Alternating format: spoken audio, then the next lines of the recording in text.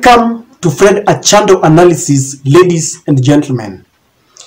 These are really very interesting times in Africa and indeed my country, my beloved country, Kenya.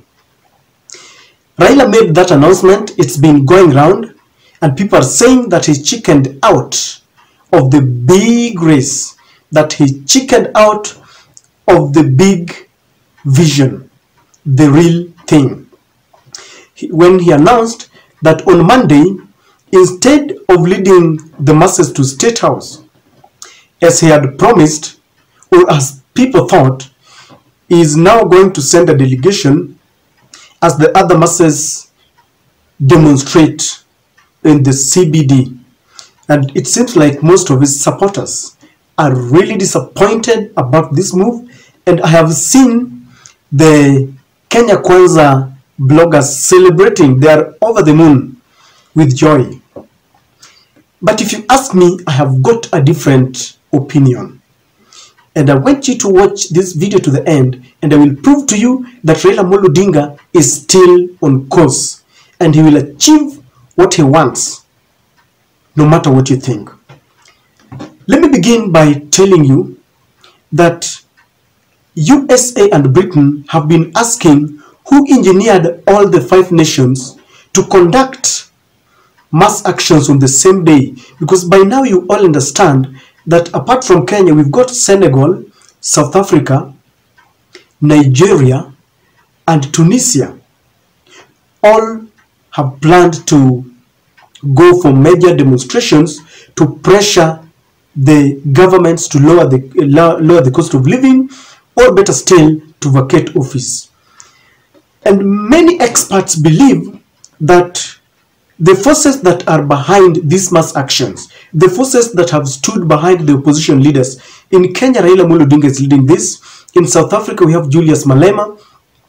In Senegal, we have this young man, only 46 years old, Sonko. And of course, you know it is happening in Tunisia.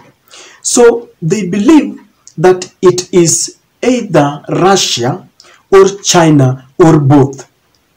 Because questions have been raised that if the USA and Britain and members of the NATO have decided to install presidents in Africa, they leave many opposition leaders crying foul that their votes have been stolen. Raila Odinga is complaining that he believes very strongly that it was the USA that colluded with other accomplices to rob him of his victory.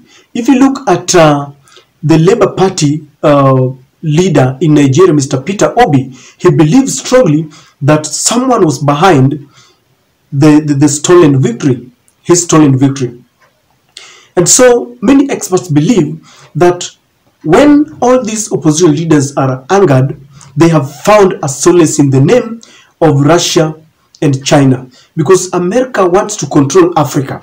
And the only way to do it is to ensure that they have installed leaders who will give them contracts, who will allow the GMO, because America is really looking for a market for their farmers who are producing the GMO materials, and of course the LGBTQ. So Russia and China have come back in full swing, and they are playing this game. They are taking the war to America's doorstep. So something happened recently. In fact, on Friday, the ICC released a warrant of arrest against President Putin. And many experts looked at it, and the timing was very interesting, because the 5 nations are supposed to go for the mass action on Monday. So as we approach Friday, we only have a weekend, Saturday and Sunday. Then the ICC releases a warrant of arrest against Putin. And if you look at it, it seems they were sending a warning. They wanted to scare the nations which are allied to Russia and maybe China. And it must have been, they must have realized that these mass actions are being sustained from the East, because the West stand with the sitting presidents. So by releasing this, It is like they are sending a warning to people like Malema that if you joke around, if you set up people to go and die in the process, then you will go to the Hague. Remember in Kenya, William Ruto and Uhuru Kenyatta really found it very hard to exonerate themselves from the Hague. Thank God they were found not guilty. I understand that these cases can always be resuscitated. So Raila Amolo Odinga, in light of this, knowing very well that the ICC is always the USA, you cannot separate America and the ICC. It's the same thing. They control it. In fact, I dare say that every UN body is always being funded by the USA. In fact, USA is not even a member of the ICC, but they control it. So when Raila realized that these people are playing games with him, because when people go to the street and they start maybe a 1 million march or 8 million march to State House, the government might open fire. From history, this is what we have seen, that a government that is under siege will always react, and many times they overreact by the police brutality. But the end game is always that the government, the president in place, has always been overthrown, but at a cost when we have very many victims and innocent blood being shed for nothing. So Raila decided that I must achieve what I wanted, but I have to change the plan. He knows very well that this thing is about the people and not about Raila Amolo Odinga. And he knows very well that on that day, people will demand of him that we must go to State House. So what has he done? He has decided that he is making it clear, crystal clear to the international community, to everyone, that we will not go to State House. So this, he has exonerated himself from this. So on that day, when people go for the mass demonstrations, and he knows very well that people are really yearning to go State House, it will be pressure from the people, and they will not heap the blame game on him, and people will compel Raila that they must go to the to State House.